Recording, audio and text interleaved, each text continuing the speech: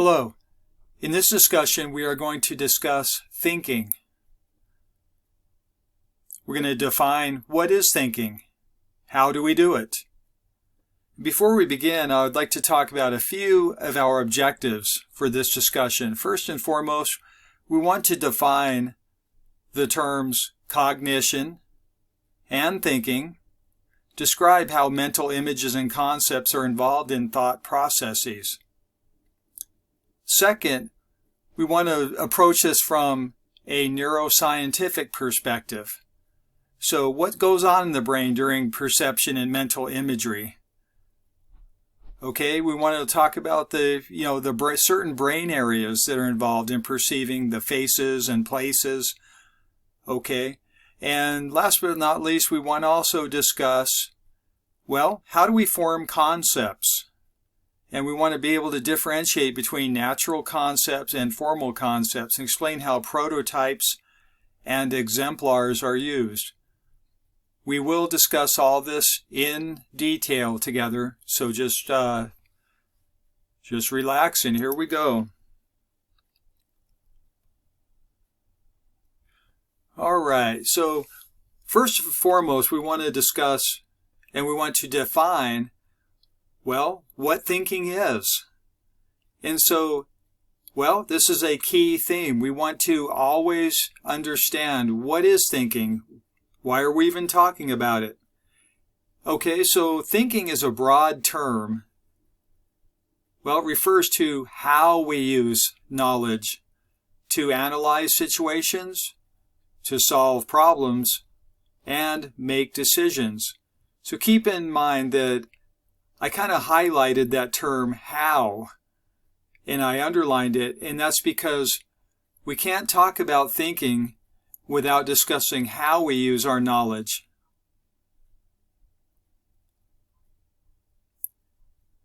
First and foremost, we also want to understand, we use that knowledge to think analytically. Okay, we want to be able to analyze what's going on in this situation. And then we want to be able to solve the problem after we've analyzed it. And last but not least, our goal is hopefully to be able to make decisions based upon that analytic process.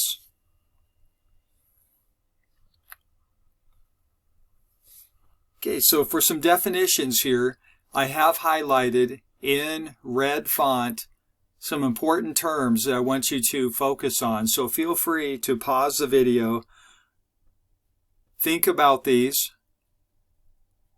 as well as possibly taking notes on these. So the first term that I have highlighted is cognition. So that is mental activities that are involved in, acquiring, retaining, and using knowledge. So cognition is basically our mental processes. The second term on this slide is thinking. And we've already talked a little bit about this, but here's a little more of a formal definition. So this definition says thinking is the manipulation of mental representations of information in order to draw inferences and conclusions. So we want to be able to manipulate, we want to use the mental representations that we have obtained of information and then hopefully eventually, make sense of the mental representations as well as to use those to aid us to draw conclusions.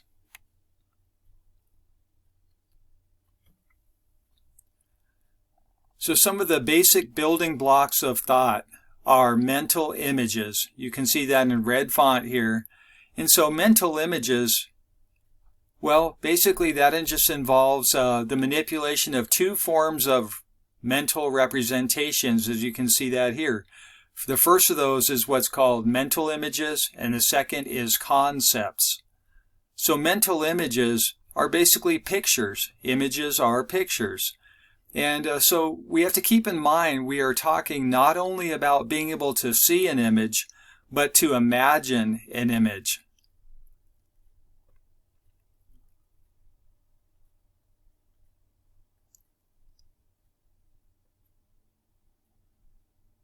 So keep in mind here that the second thing that's on the slide says, well, people, they can also form mental representations that involve senses other than vision. So we have to keep in mind that there's a little more to our representations than just visual images or mental images. We will discuss that a little further as we proceed in this course.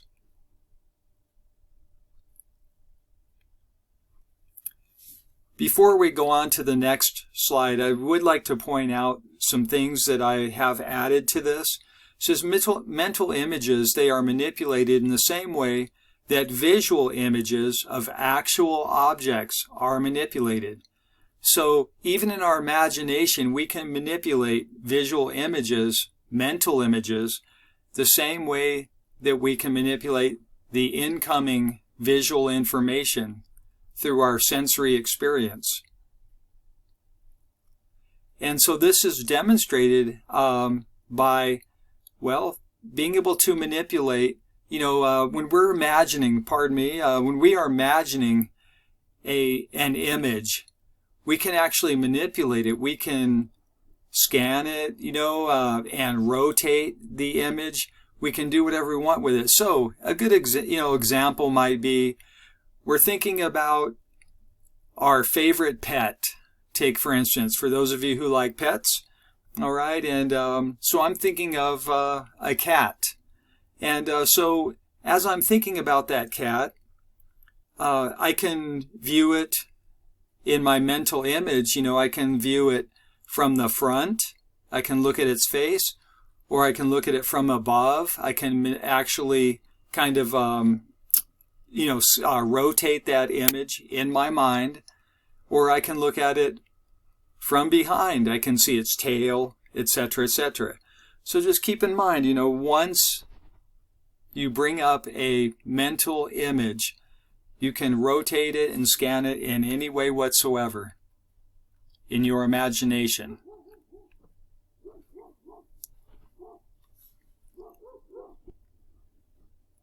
Continuing from that concept, we also want to talk about concepts. So what are concepts? And those are a mental category of objects or ideas based on shared properties.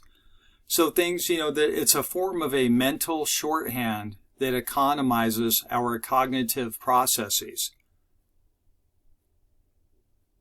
So keep in mind, concepts. We form concepts, through basically learning attributes of certain categories. All right, and so the next term I'd like to discuss is prototype. You can see that in red font here. So a prototype is, well, the most typical instance of a particular concept.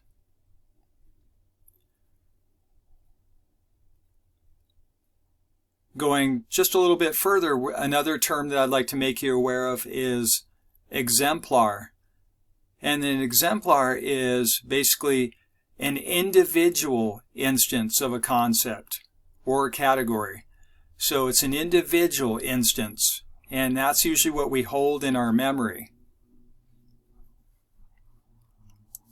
Okay, let's proceed. So here is right here our a definition of mammal. Okay, so here is a formal definition of mammal. It is a warm-blooded vertebrate animal of a class that is distinguished by the possession of hair or fur, the secretion of milk by females for the nourishment of its young, and typically the birth of live young.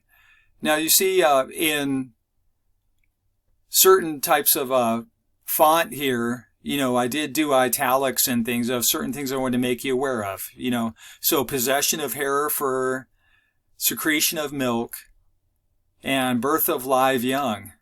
Okay, so that is right there. That, as we are looking at that definition, we are forming a concept of what a mammal is.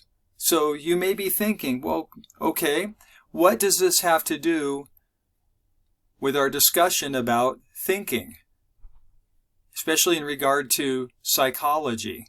Well, let's go on to the next slide. So we've got a conceptualization of what mammals are. So are these mammals right here? I included some images right here. So this is a bat. Okay. And this image right here is something that's pretty uncommon. This is an African long-tailed pangolin. Okay. Now, do you think those are mammals? Feel free to pause the video if you like. Now, because those are they do not fit our prototype for a mammal. Okay. It takes us longer to decide whether they belong to the category mammal than it does to classify animals that are closer to the prototype. So it just takes us a little bit longer to decide whether those actually belong to the category mammal. Okay? Because they may not fit our first conception, the prototype conception. Okay, approaching this from a neuroscientific perspective, we want to talk about now, well, when we see images, faces, and places in our mental imagination or our mind's eye, there are certain areas of the brain that are activated. So in both vision and imagery.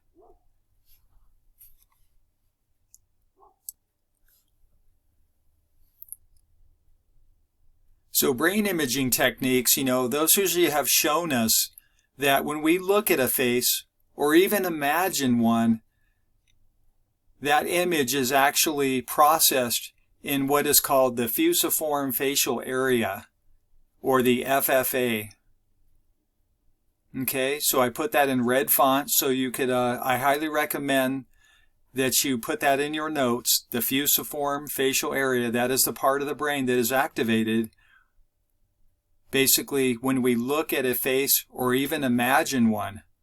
So you can see right down here, okay, so this is imagery right here. Okay, the top row right here is the participants when they're actually seeing a face.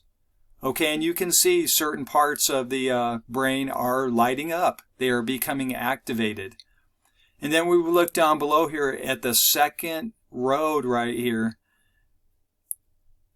On the lower left, you can see the same parts. This is when the individual is actually imagining a face. Okay. So you can see similar parts of the brain are being activated, even in the imaginative process. And same thing with actually sensing and perceiving an actual location or place. That is in the upper right-hand row of this set of images. Okay. You can see these parts of the brain lighting up. Okay. And so those parts of the brain that light up, you can see those are different from the fusiform facial area, thinking about faces or actually perceiving faces, sensing and perceiving actual faces. Well, right here on the upper right-hand part right here, this is the parts of the brain that are being activated when they are seeing or imagining an actual location or a place.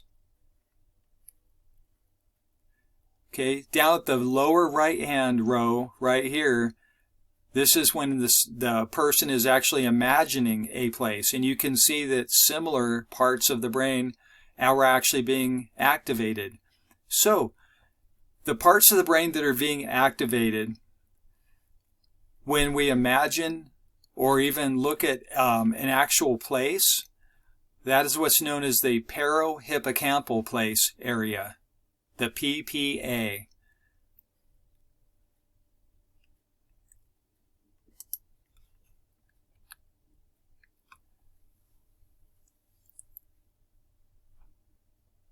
All right, proceeding from there, we're going to talk a little bit more about looking into, well, when it comes to human thinking, solving problems and making decisions are two activities that are very key in human thinking. Okay, so it's important to keep in mind that problem solving, that refers to thinking and behavior directed toward attaining a goal that is not readily available.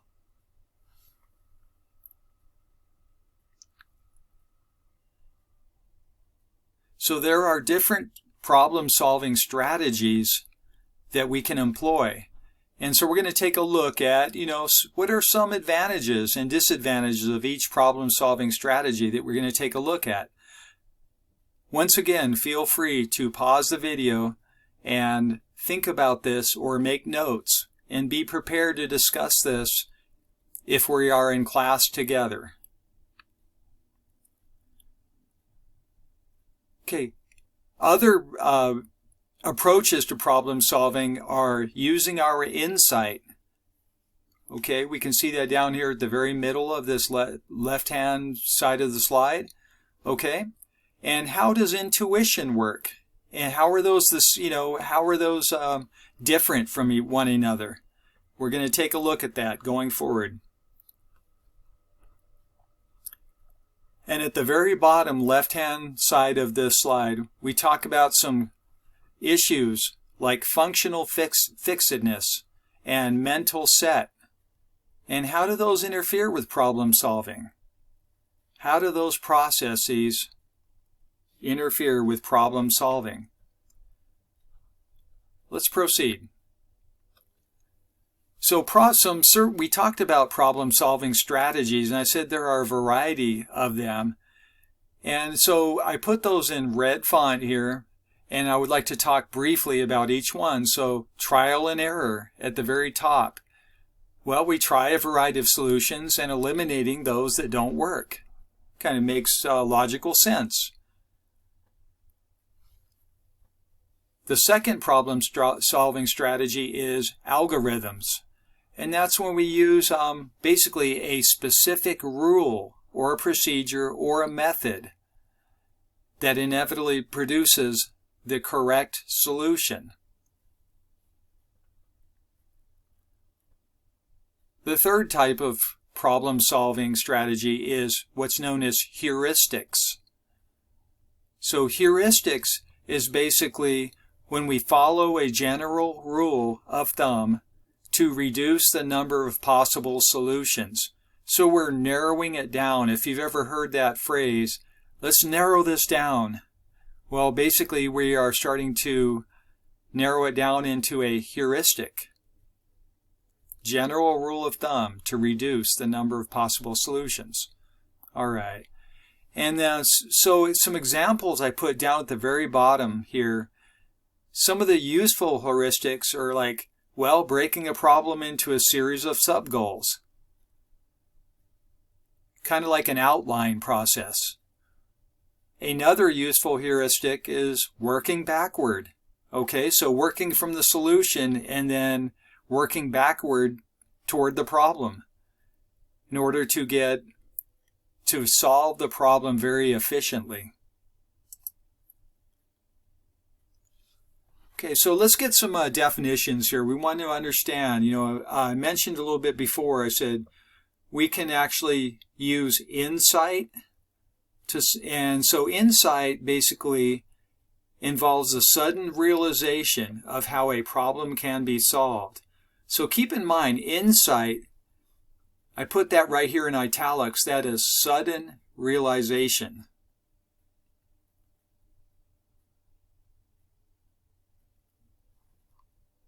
The second type of problem-solving strategy we want to look at is intuition. Okay, and intuition is defined as, well, that's when we come to a conclusion or make a judgment without conscious awareness of the involved thought processes. So we use our intuition. We just like, hey, I can't explain it. I just feel that. I just know this inside of me. That is intuition.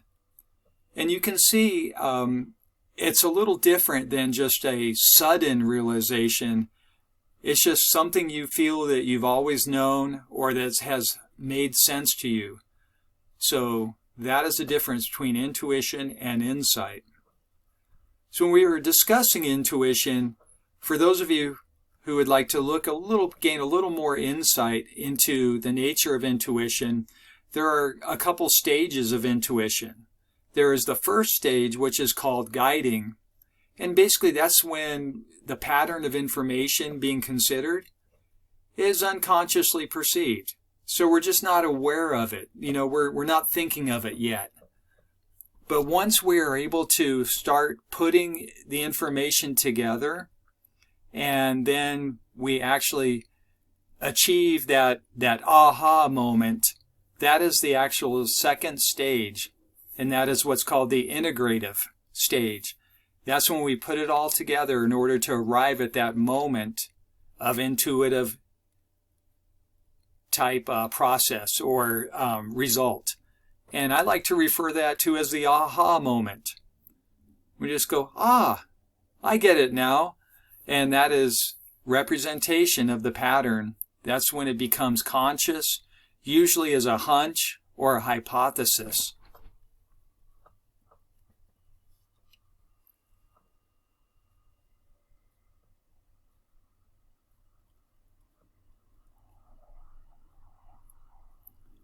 All right, let's go forward here. So I want to introduce you to a couple more terms, because when it comes to thinking, well, we have to think about it in depth, and no pun intended.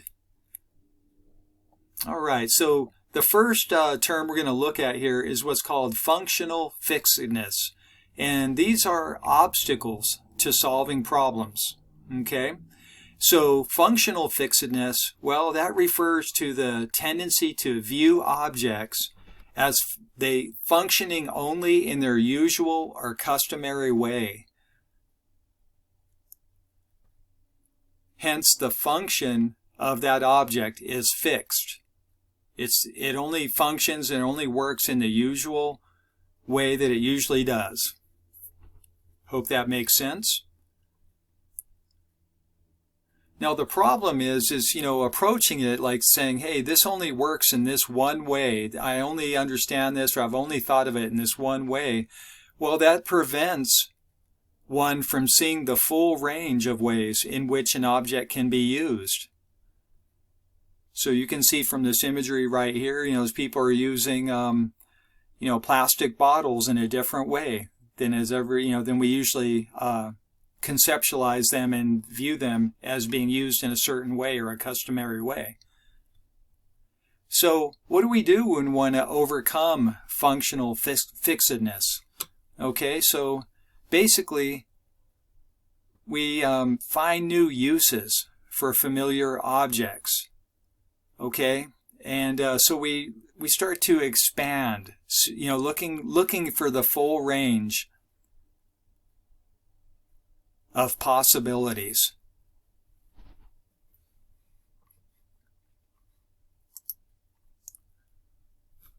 All right, we're going to talk briefly about another obstacle to solving problems, and that is having a mental set. So the mental set, that just refers to the tendency to persist in solving problems with solutions that have worked in the past. So those of you who have said to yourself or said to another, or someone has said to you, that's how I've always done it. And so that's why I'm doing it this way. Well, that is indicative of the fact that they are employing a mental set. So you can see right here, that can prevent seeing other possible solutions, especially in areas where one is knowledgeable or well-trained. So when one is knowledgeable or well-trained, they tend to become a little more relied upon their mental sets.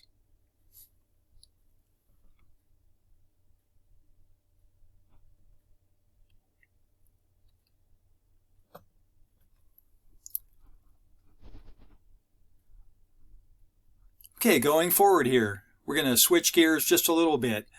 Another important part of thinking, the thinking process, well, we always want to look at our decision-making strategies. So how do we make decisions? How do we go about making those decisions? Do we have an efficient approach that works for us?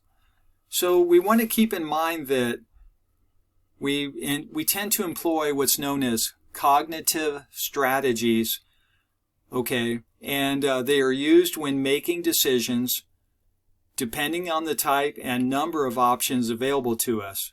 So basically, we are using what we've got in order to hopefully make a decision. Doing our best with what we've got.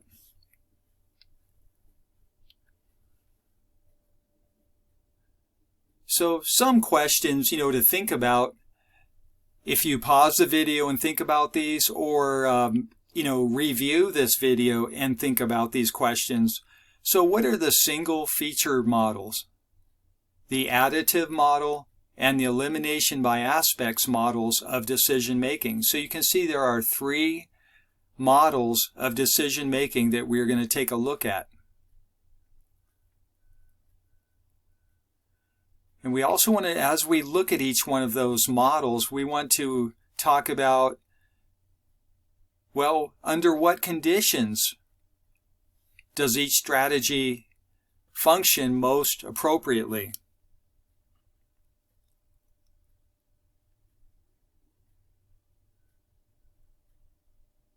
Last but not least, we want to think about the question, well, how do we use the availability and representativeness heuristics to help us estimate the likelihood of an event?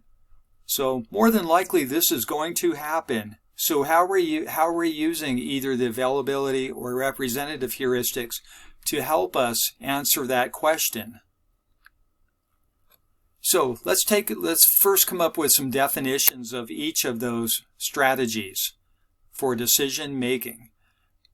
So the first one is the single feature model. So that's when we make a decision by focusing on only one feature. The second strategy is the additive model.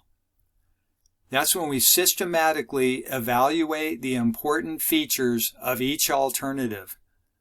Okay, so we want to actually evaluate the pros and cons of each alternative in order to help us make it, hopefully, a helpful decision.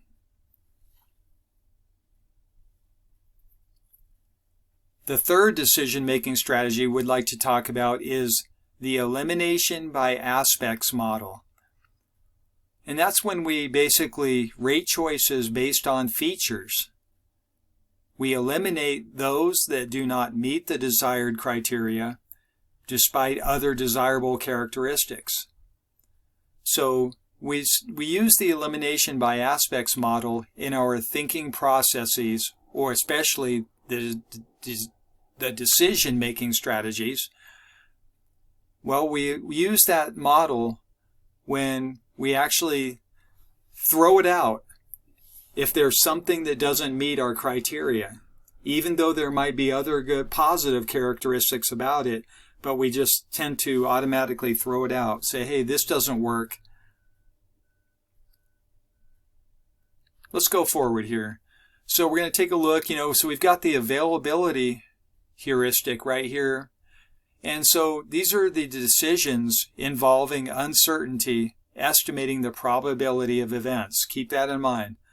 So we use the availability heuristic, and I underlined this because this is the important part.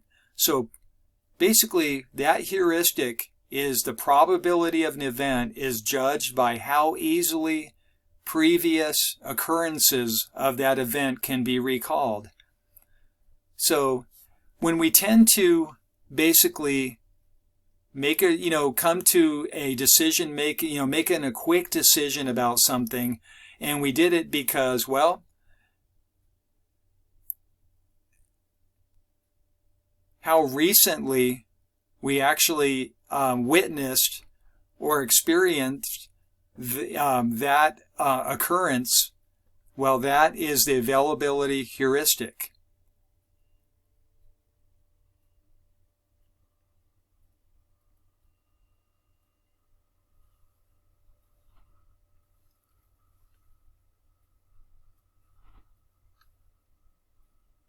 Okay, let's go forward here.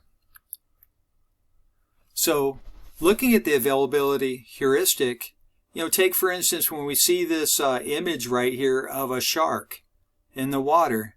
So, why are people, afraid to go to the beach after a well-publicized shark sighting?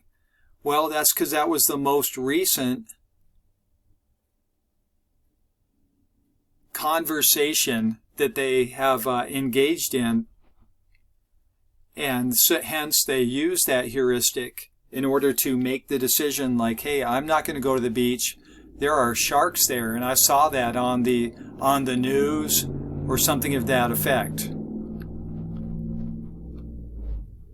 Okay, now we're going to talk about the representativeness heuristic, and that basically refers to the likelihood of an event is estimated by comparing how similar it is to the prototype of the event. Okay, so how similar it is to what ordinarily happens, the prototype of the event. Now, that can be a little faulty because, well, it's, when we estimate using the representativeness heuristic, that actually means that we possibly are not using the prototype variations, or they're not considered very accurately. Okay, so let's proceed.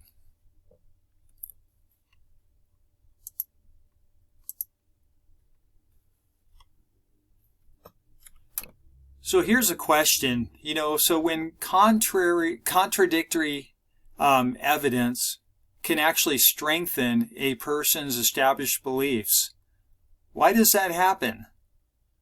Okay, so feel free to pause and think about this and come up with an answer, and be sure and research all the different heuristics and why that may happen.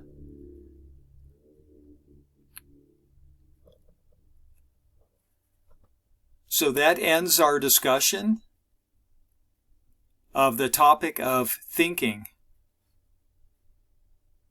Good luck, and we'll see you on the next discussion.